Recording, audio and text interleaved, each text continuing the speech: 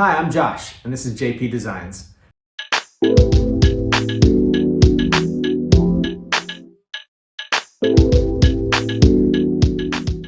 Today, we're going to make a charcuterie board that looks like a pickleball paddle. Now, I got this from an old oak cabinet. I cut it down, planed it, and put it into strips, and we're going to be using that today. They have pretty straight grain, and we're going to be talking about grain orientation. So when we arrange these, I like how this grain lines up. We have a few outliers though.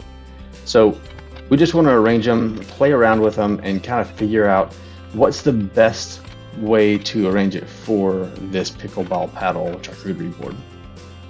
Now we have the grain orientation that way that we want it. We still have these cracks all up and down that we need to fix. I don't have a joiner, so today we're doing it by hand. Now, I just love hand tools. There's something so satisfying about using them, hand planes especially. And there is a technique that I can show you another time with how to mate up two pieces perfectly with that perfect seam. I didn't really have the space on these 3/4 boards, but for thinner material, it's a great little trick. And I'll show you another video. So make sure that you subscribe and hit that notification bell and comment below if you want to see something like that. There's a good reason why people use melamine as shop surfaces. This is a chunk of melamine that a local company here was getting rid of, and I was able to grab it, and I've used it, and let me show you why I love it so much. Not only is it dead, flat, accurate, but you can glue up on it and easily scrape it off.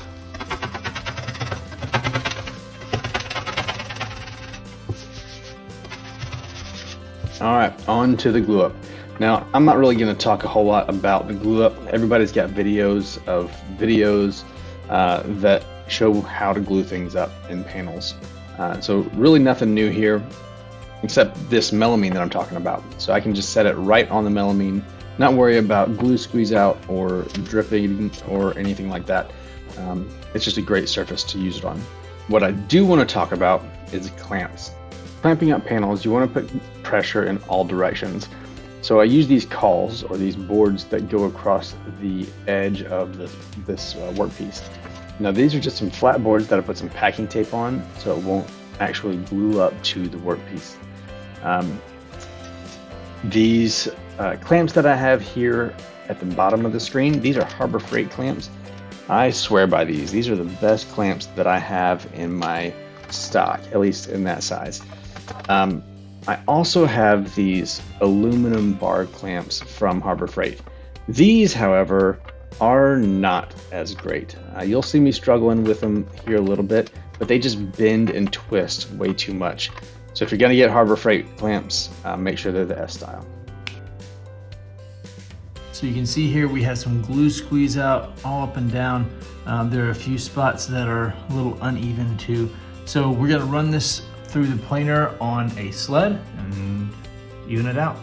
Now the reason we're going to use a sled is because on this board, the bottom isn't flat either. So we need to make one flat surface. So we're going to hot glue this down to the melamine and flatten out one surface, then take it off the sled, flip it over and run it through. So then we have two completely flat sides. Let's get it done. Yes, I said hot glue, like for crafts.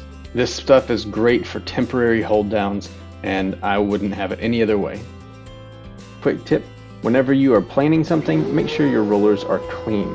That way it'll go through smoothly and you don't lose a finger. Safety first, y'all. Now after you flatten that first side, all you have to do is flip it over, remove the melamine, and then remove all the hot glue. It's pretty easy to remove, so that's another win for you there. Now you have a flat surface to reference on the planer.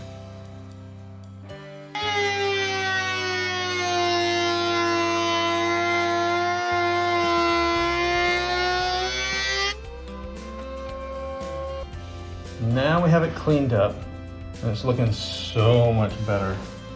There's no wobble in it at all. It's dead flat, and now we can cut out of shape. Now I knew the general dimensions that I wanted this to be, so I marked out some guiding lines and made some guiding marks. making sure that I didn't include any of the knots or anything on either side. And what I should have done, which I did off camera, but I should have shown here, is I should have made cardboard templates. That way on these curves, they'll be the same on both sides instead of just trying to freehand it.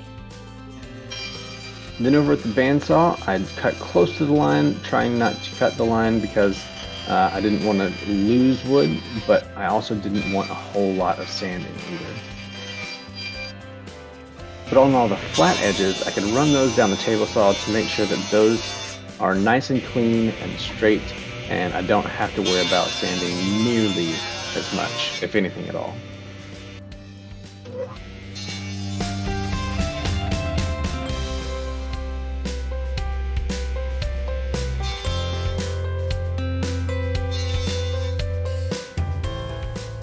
I know the sandpaper isn't the regular adhesive back 6-inch disc that you normally put on these sanders. It's just a regular old orbital sander sandpaper. But you know what? With some spray adhesive, it works just as well. So saving money.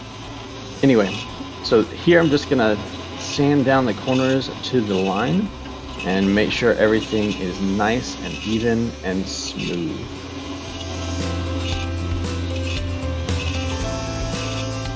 However, that flat disc can't get everywhere.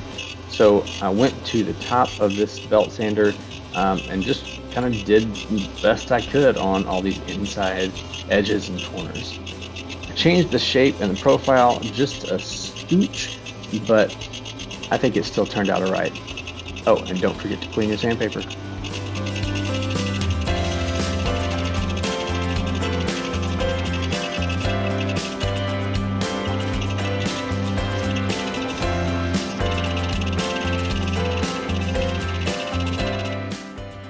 After the power sander, I had to do a little bit of hand sanding for those inside edges. I just used a wooden dowel wrapped in some sandpaper and went to town. Not perfect, but I think it did a decent job.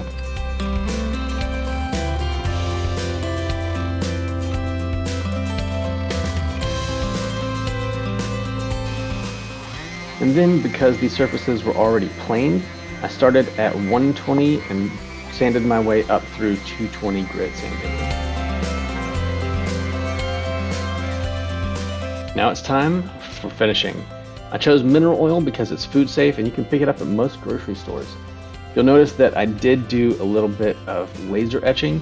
Unfortunately, I forgot to hit record, so missed that part, but this is kind of what makes this stand out as a pickleball paddle instead of just a regular old charcuterie board. So with the mineral oil, you just want to rub it into all the fibers and get good coverage everywhere. It'll appear shiny and really oily for a bit, but then after about 30 minutes you can wipe off the excess, and it is a perfectly food safe finish that will last for quite a while.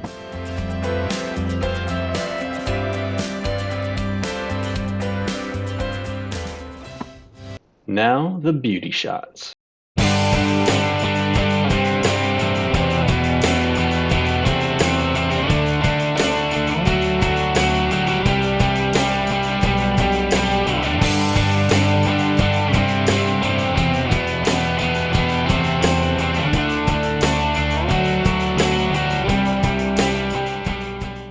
Thanks for hanging out with me today. I hope you enjoyed the video.